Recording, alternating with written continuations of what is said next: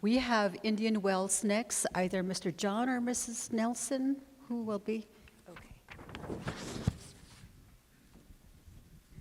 I'm not running for office, so I was going to let the officials announce their priorities. Good morning. My name is George John. I'm the Community Service Coordinator for Indian Wells Chapter. I'm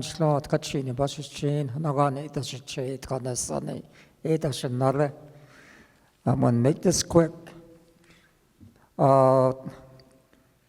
Route 9806, a 3-mile stretch, was on the planning block for the past since 2018, and the residents along that route are wondering when the project will be initiated. I guess there's some improvement that's needed in terms of culvert placement, drainage, and gravel overlay. 9860-1 was pending environmental clearance since last year. We don't know if that has been completed so the project can move forward. There were some issues as far as the 15-mile regional routes that were identified by the chapter in terms of consistent and periodic road maintenance involving grading or blading and drainage improvements along the dirt roads. There are also issues with Navajo Route 6 and 15 in terms of right-of-way fence repairs, cattle guard cleanouts, roadway pavement markings, replacement of damaged and faded road signs, clearing the road shoulders of brushes and bushes, and possibly placing or installing roadway delineators so that pavements can be identified during the winter season, even though we only get an inch or two of snow. And then also there are issues with potholes along Navajo Route 15, as well as culverts needing repairs along Navajo Route 6, where some culverts that are placed are experiencing erosion along the inlet and outlet of the roads.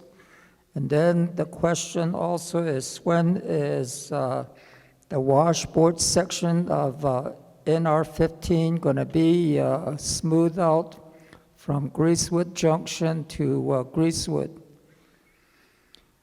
The other issues that we're having is basically on the dirt roads. Some of the culverts that were placed quite some time back have been silt blockage, and they need to be either removed or cleaned out to improve drainage.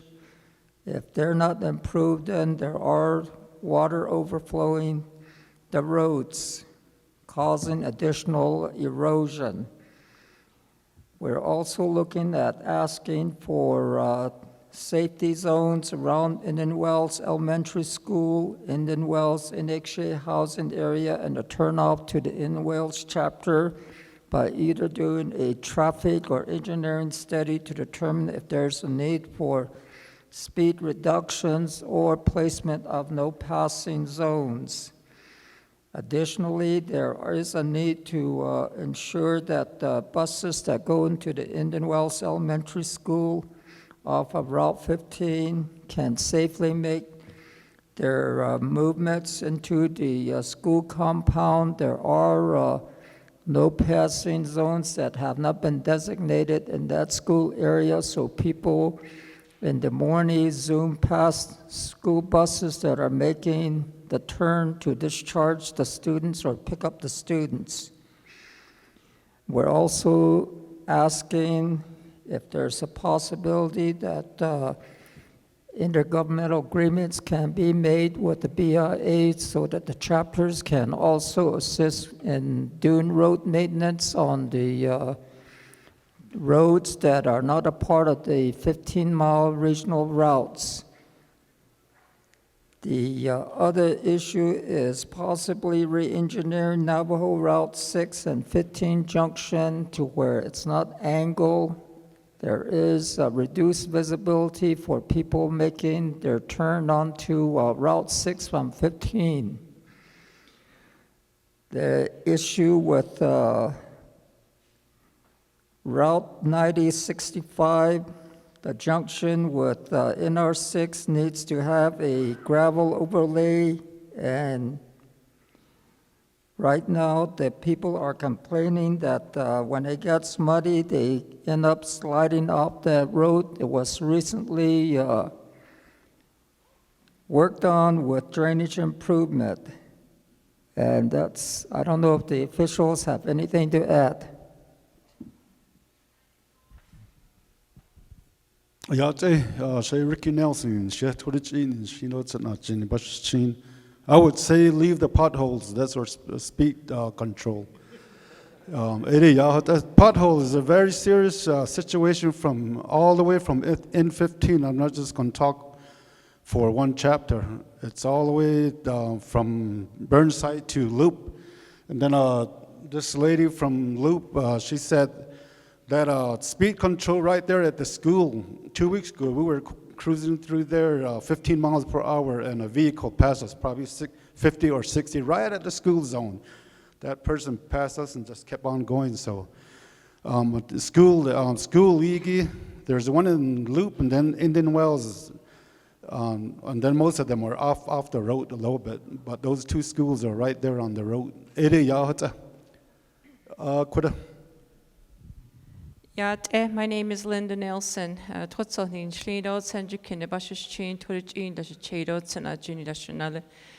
the Secretary Treasurer on BIA 9806.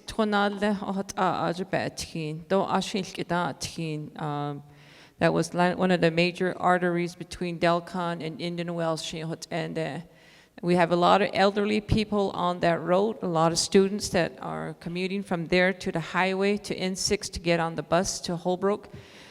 We have Navajo County that's assisting us with repairs on that road. And they're the ones that are doing some culvert placements. They're waiting for BIA and NDOT to say, yes, we've got manpower to go. Beso konta July just it's not be ado our county supervisor. Please rush that project so that road can be done. We're saying you're telling us there's no funds. It's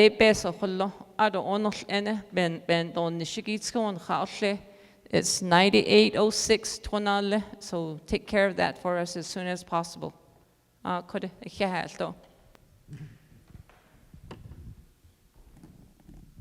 Thank you, Indian Wells.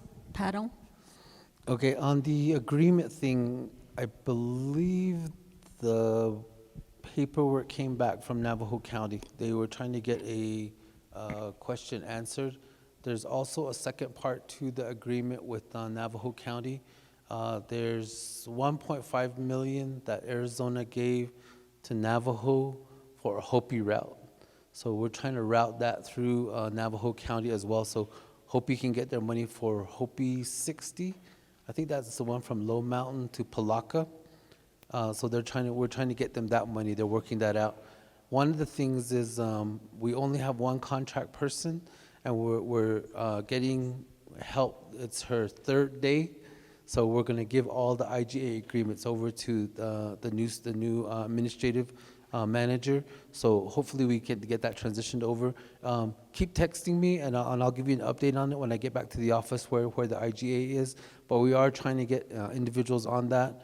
One of the things that we're also going to be factoring into the mileage setup is how much of it is contracted out to the counties.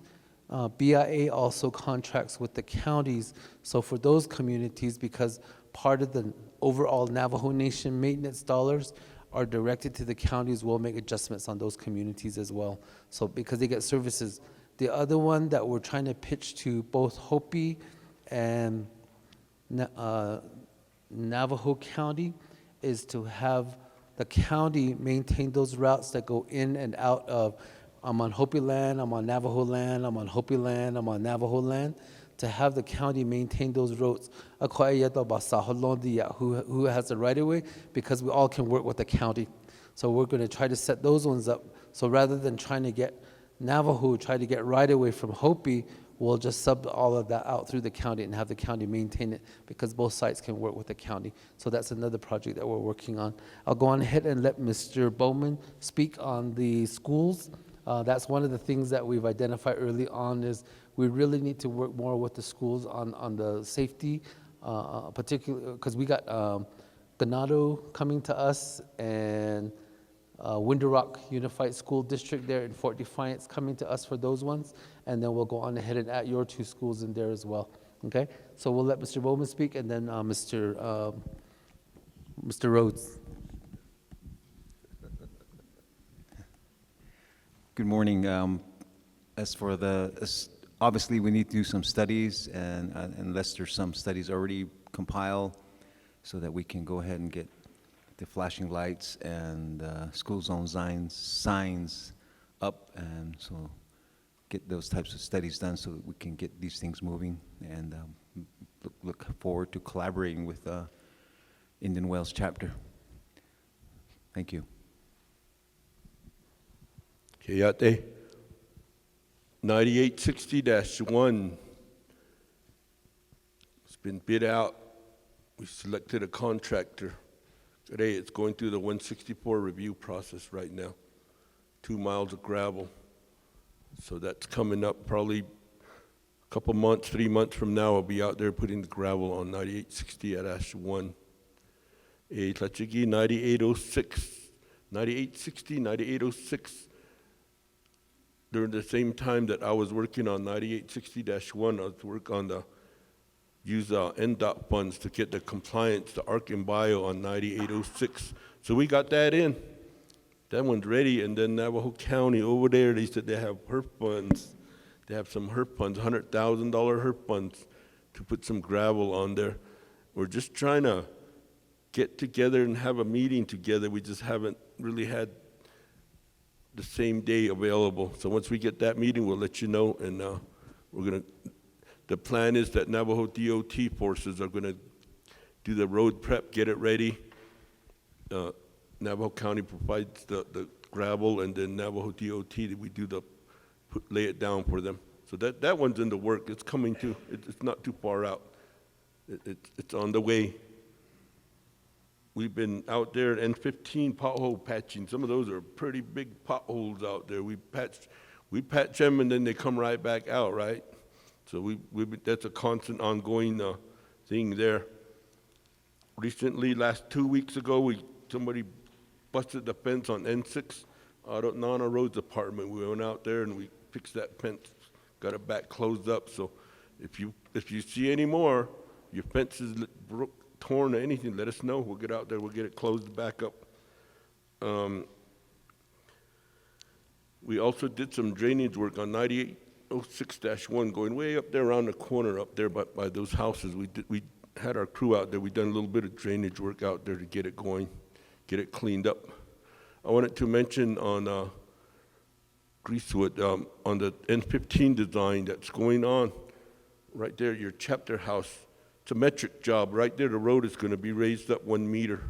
So it's not going to be way down here. It's going to be up a little bit, and then the turnout into the chapter is going to be raised up too, to address your flooding, your water issues there. Out at Navajo Station, the turnoff that crosses Pueblo, Colorado Wash, we're looking at adding a box culvert right there. So that's going to be added into the work that's going, into the design that's going on now. Atea.